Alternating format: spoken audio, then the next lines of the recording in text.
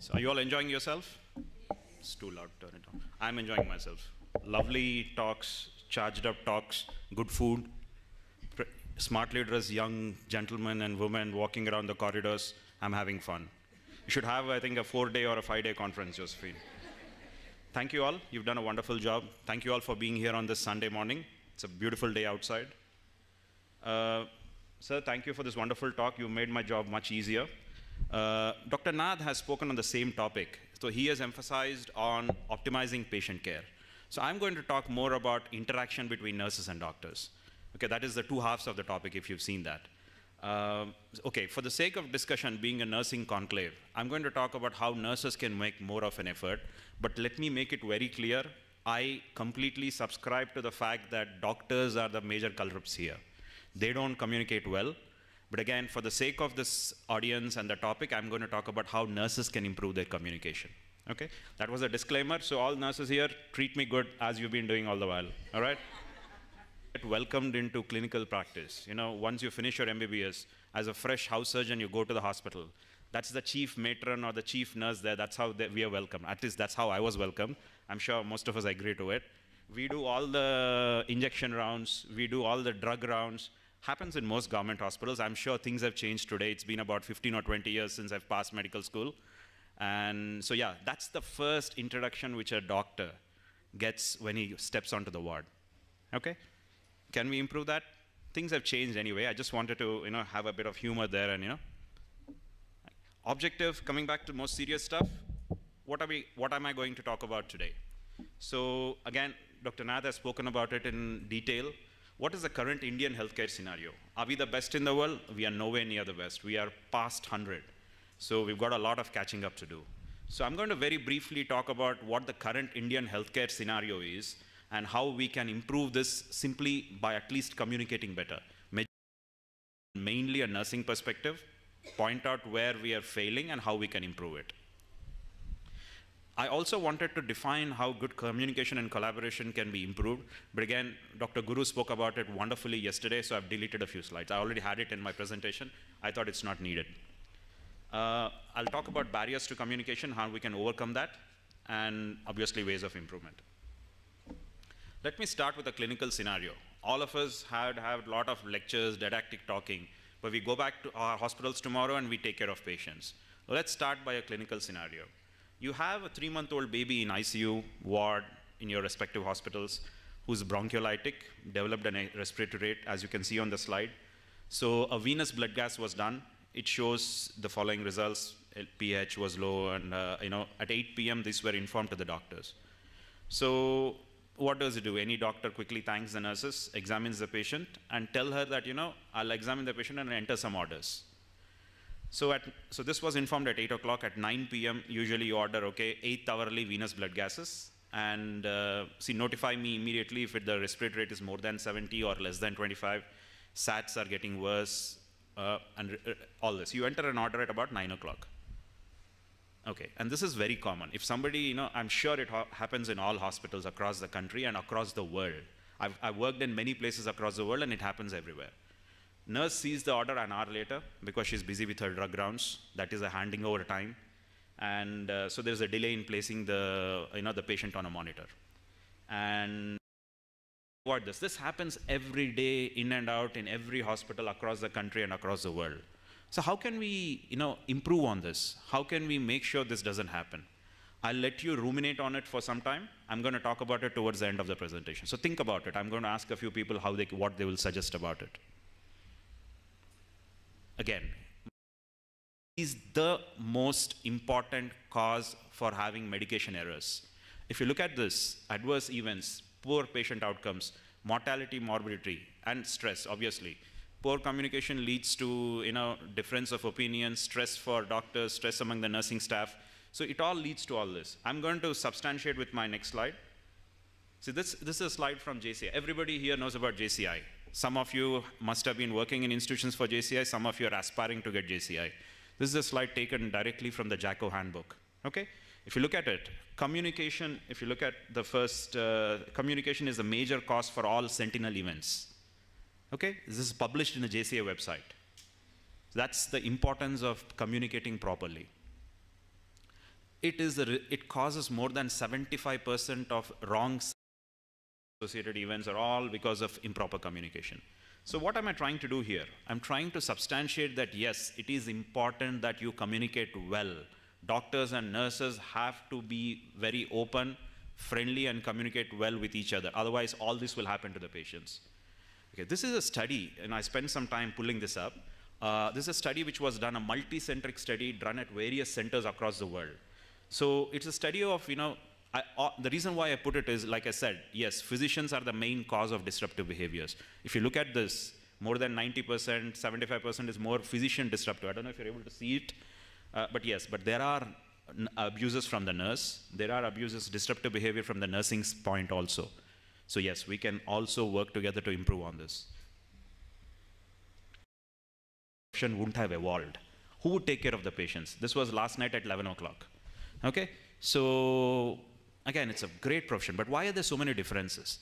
Because you have nurses coming from various cultural backgrounds, various ethnic backgrounds, various economic backgrounds. Somebody speaks only Malayalam, somebody speaks only Telugu, some speak very poor English, some have their own, they've been brought up in a different way. There is no way we can equate everybody on this, but we can make an effort. So sometimes, actually, if you look at differences in accountability, payment, and rewards, I would just like to mention a small thing. Somebody walked up to me in the hospital a couple of weeks ago, one of the very, very well working nurses here. Suddenly, I could find a change in that nurse behavior, the way he was working, not that much of enthusiasm. I asked him, what was your salary before? He's getting paid 50% more salary, and all that. The reason why I wanted to tell you all that is differences in payment, rewards, accountability. So again, in this hospital, we don't have a punitive working environment. We don't punish people for not working. We believe in rewarding people who work better. So that works better. See, punishing somebody saying you're not done your job, you're not done well, some people might change. You give an incentive, you give a reward to somebody saying, look, you've done a great job. Take this 1,000 rupees and spend in lifestyle or something. Things will improve. Trust me, I'm sure Josephine would agree. We believe in incentivizing and not punishing people.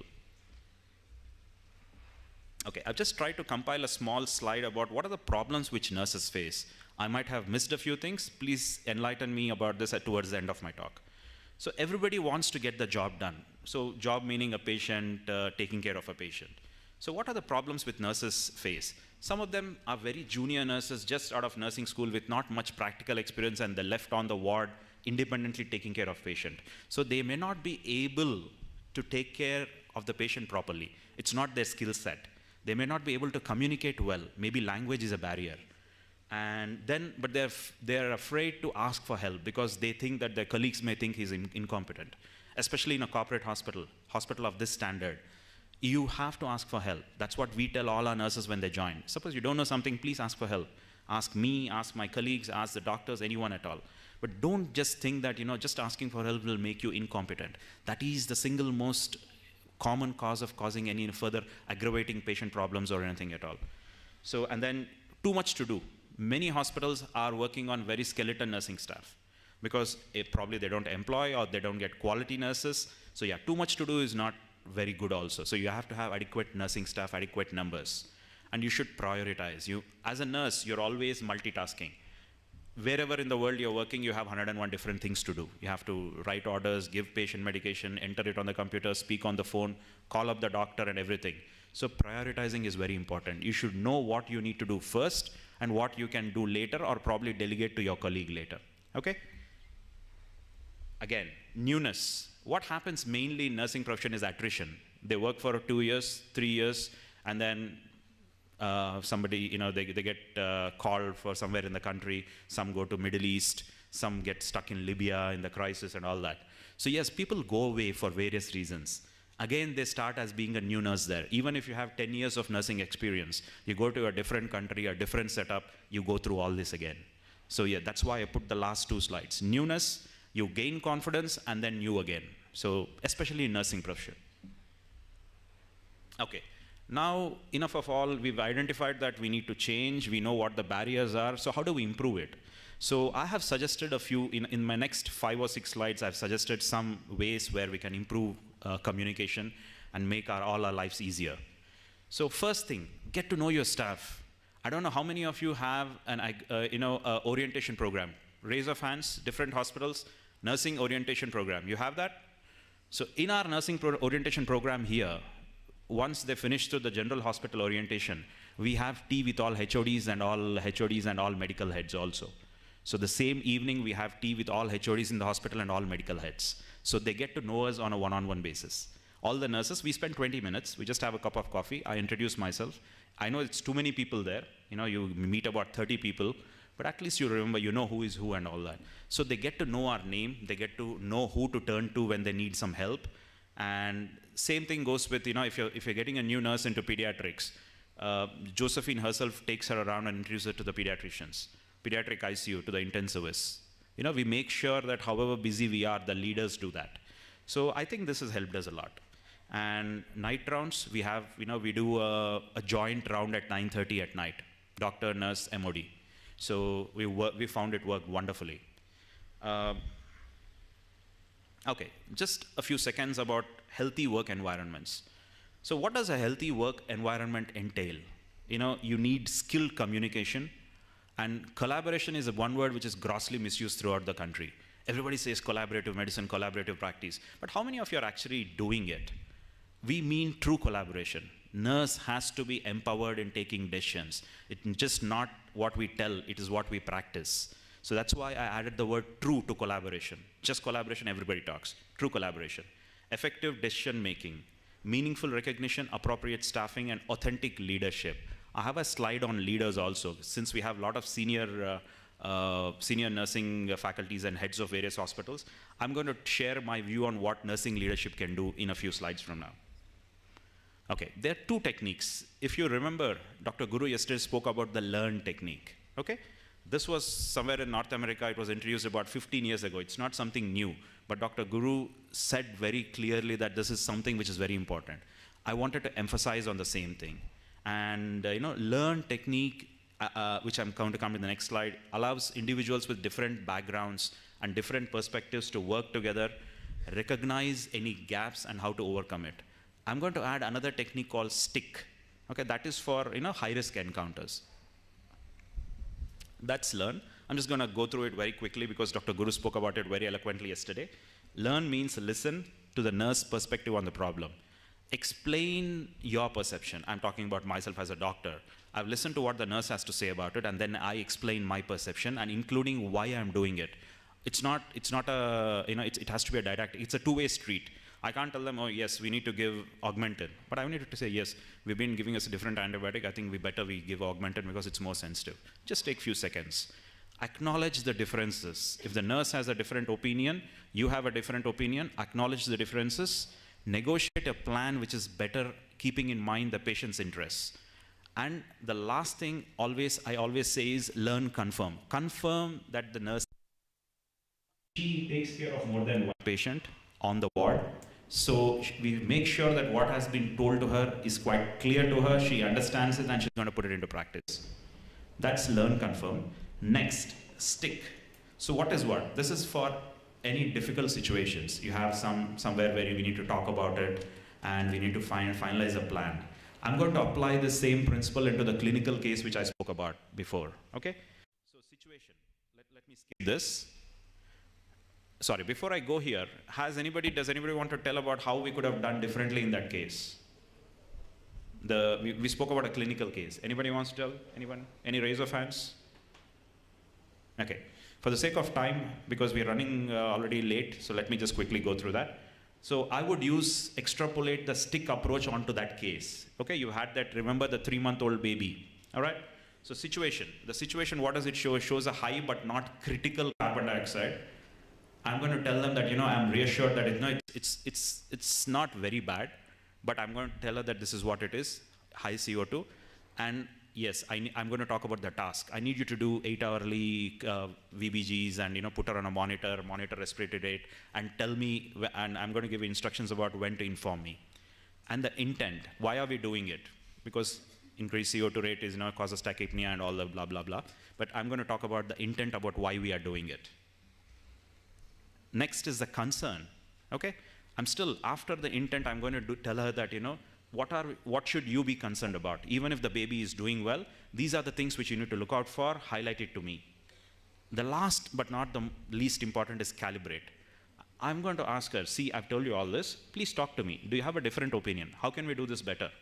Will you be able to do it? I'm going to say 8th hourly VBG, but is she, if she's seeing 10 different patients, are you able to do this? Or should I sort of hand it over to somebody else? Maybe the nurse supervisor will help you or something at all. Calibration is equally important. Am I clear here? All right. Okay. Confirming and reconfirming the principles of learn, confirm, and stick. Collaborative approach. I re-emphasize the fact, true collaboration. And ensure from a nursing perspective that the knowledge is correct when making your decisions and you're appropriate there. Okay? Always facilitate respectful interactions, meaningful interactions, talking to the nurses, taking care, taking their knowledge into account, benefit from their knowledge and experience. You have a wealth of nursing. You have nurses who've been working for 25, 30 years. They have so much experience. They have much more experience than a really senior trained consultant at sometimes in ICUs, in operation theaters. Make use of it. Okay, the last few slides, I would like you to focus on this slide. Again, it is a busy slide. There is a reason why I kept so much information on this slide. Okay, what is a successful teamwork model? I'm not going to take you through all this, but what I'm going to say is you should have, the most important thing is open communication. It's a two-way street. It's never a one-way street. Talk and listen. Make sure the nurses also get a chance to talk without fear of being punished. A non-punitive environment. Clearly demarcate what the roles are in a team.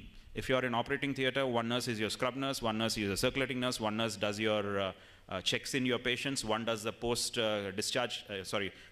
care. Make sure everybody knows their roles and tell them what is expected of them and monitor how they're doing it. Okay? There shouldn't be too much of confusion all around. Now with the increasing complexity of care, you should have clearly demarcated roles and a respectful atmosphere.